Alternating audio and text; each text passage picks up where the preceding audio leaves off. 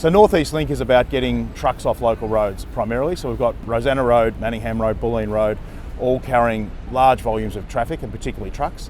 And those roads aren't designed for that nature of vehicle. So for those through movements and freight that needs to get through the northeast of Melbourne from the southeast or to the north and vice versa, we put them in a purposefully designed corridor that allows them to do that safely and efficiently. To build the tunnel, we've effectively got three ways of doing it. We've got the tunnel boring machine, which is the fully self-enclosed underground technique. We have cut and cover, and we have what we call sequentially mined, which is a technique we're using from here at Manningham south to Bulleen, which is basically using road headers to excavate under the surface. So it's a much more labour-intensive way of tunnelling compared to a tunnel boring machine. So a tunnel boring machine is about a 140 metre long, fully self-enclosed method of building a tunnel. So it's got a cutter head on the front, it's got a hyperbaric chamber for the people that are using the machine where they can be safely held until they're retrieved if necessary. It also has all of the soil removal technology back to the surface, and it also allows for the segment rings or the concrete lining to be installed as the machine moves along. There's a conveyor system that brings on the segments. As the machine drives through, 10 segments are placed in each ring, and there's 44,000 of those segments that will get placed from Watsonia to here. And it will emerge in this area we're building here, which is what we call the Retrieval Box. From this point south, we commence a different tunnelling technique which involves mining, effectively the same way that Eastlink tunnels were built. And that's primarily because the width of the tunnel in that section is 4 lanes. From here to the north, it's 3. So the tunnel boring machine technique gives us much more productivity, faster, more efficient way of building it. But as we finish the last kilometre of the job, then we'll be using a different technique. The tunnels themselves, 15.8 metres wide in terms of the 3-lane cross-section each.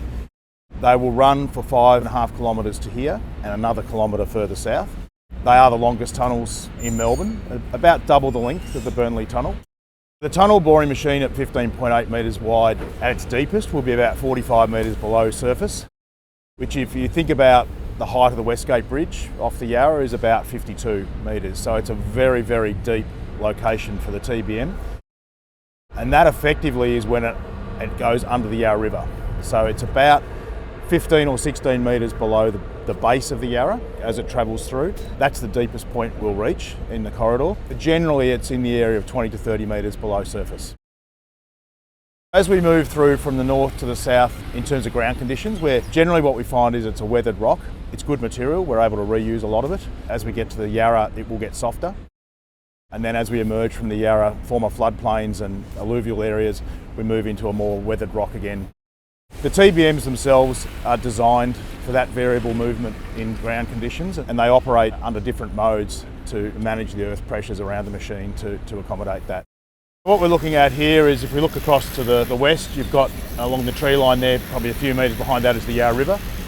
To the north we've got the Heidi Gallery and Manningham Road. And to the south we have Billabong and a Veneto Club and the schools. What we're trying to do here is to make sure that the project respects the fact that it's in an area that's very built up, lots of open space, and lots of areas that need to be protected. So the tunnelling technique allows that to happen without any surface interaction at all. You know, obviously the project is moving through a very built up part of Melbourne, so a lot of the work that you're seeing here is the result of meticulous planning to try and make sure that we only occupy the areas that we need to do so safely.